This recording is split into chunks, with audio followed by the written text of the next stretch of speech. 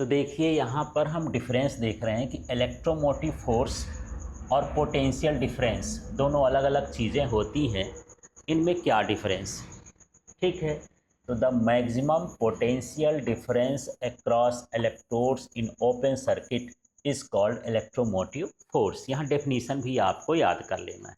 माने कोई भी आप सेल ले रहे हो और उस सेल को इस तरह से, ये सेल है, किसी से कनेक्ट नहीं कर रहे हो तो ओपन सर्किट। सेल किसी से कनेक्ट नहीं है, हम उसका यूज नहीं कर रहे हैं। अब इसका पोटेंशियल डिफरेंस मेजर किए तो 1.5 वोल्ट निकला। ये इसका क्या कहला गया?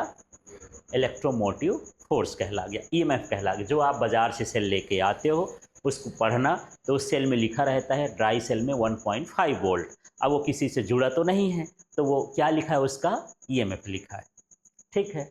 अब सेम है potential difference across points in electrical circuit, या कह सकते हो potential difference across electrodes in close circuit. अब सर्किट को आप क्लोज कर दो इस तरह से, मान लीजिए ये सेल है। अब इस सेल से हम कोई बल्ब ही क्या कर रहे हैं? जला रहे हैं। अब हम इसका पोटेंशियल मेजर किए तो पता चला कि 1.2 ही रह गया, क्योंकि कुछ तो ये यूज कर लेगा ना, ठीक है। तो यहाँ पर ये क्लोज सर्किट का जो पोटेंशियल डिफरेंस है उसको हम टर्मिनल वोल्टेज भी बोलते हैं, ठीक है। और जो ओपन सर्किट का है उसको हम क्या बोलते हैं? EMF.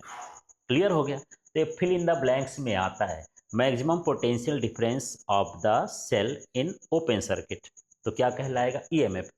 Maximum potential difference of the cell in closed circuit, तो क्या कहलाएगा? Terminal voltage. क्या बोलोगे? Terminal voltage. ये सिंपल सा वोल्टेज, ठीक है। In open circuits it exist, open circuit में ये रहता है। लेकिन जब ओपन सर्किट इसमें रहेगा, ये ओपन कर दोगे, इसको काट दोगे तो फिर नहीं रहेगा, वो क्लोज चाहिए ना उसके लिए। तो ये ओपन सर्किट में भी रहता है और ये ओपन सर्किट में नहीं रहता है, ठीक है। It does not depend on the resistance of the circuit, ये सर्किट के रेसिस्टेंस पर डिपेंड नहीं करता, क्योंकि बाहर तो कुछ जुड़ा ही नहीं है। जब जुड़े नहीं है तो रेसिस्टेंस है ही नहीं। तो ये पूछ देता है EMF does not depend on, option में दे दिया है ना, यहाँ पर रेसिस्टेंस ऑफ सर्किट, और कुछ भी दे देगा। तो यहाँ पर किस में डिपेंड नहीं करता? Resistance of circuit. और ये रेसिस्टेंस पर ही डिपेंड करता है, बिना रेसिस्टेंस के तो होगा नहीं। बल्ब जोड़े हो तो माने रेसिस्टेंस हो गया, ठीक है। अगला देख लेते हैं।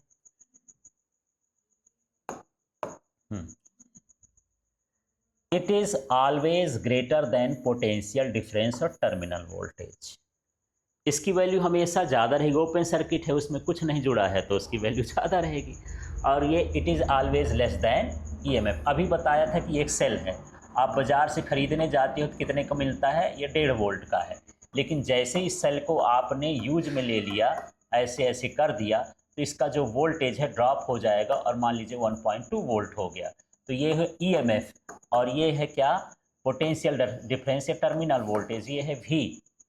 तो वी की वैल्यू हमेशा ईएमएफ से क्या होती है? कम होती है। और इसकी ज़्यादा होती है, उसी चीज़ को बोल देंगे। This word is use for the source of electricity, cell, battery, dynamo, ETC. और ये जो हम ईएमएफ यूज करते हैं जनरली उनके लिए यूज करते हैं जो सेल हों, बैटरी हों, डायनेमो हों, माने इलेक्ट्रिसिटी के सोर्स हों, उनके लिए हम क्या बोलते हैं? ईएमएफ। जब हम घर में बात करते हैं कि मुझे पूरे घर की सप्लाई के लिए 220 वोल्ट चाहिए, तो जो 220 वोल्ट मैं बोल रहा हूँ वो सोर्स के लिए बोल रहा हूँ, माने उसका क्या बता रहा हूँ मैं? ईएमएफ, ठीक है। अब यहाँ पर ये जो है, this word is used for the potential difference between 2 points in the electrical circuit. अब ये बल्ब लगा है, ये बल्ब में कितना पोटेंशियल जा रहा है, या फिर एक फैन लगा है इस तरह से, इस फैन में कितना पोटेंशियल डिफरेंस जा रहा है। कोई दो पॉइंट के बीच का जब हम पोटेंशियल डिफरेंस देखते हैं तो हम पोटेंशियल डिफरेंस बोलते हैं। और सोर्स का हम देख लें, जैसे सेल है, अब इससे लिए सोर्स हो गया, इसके बीच का पोटेंशियल मेजर कर लें, या बैटरी हो गई, इसके बीच का पोटेंशियल मेजर कर लें, है ना, तो वो क्या कहलाएगा? ईएमएफ कहलाएगा, ठीक है। क्लियर हो गया?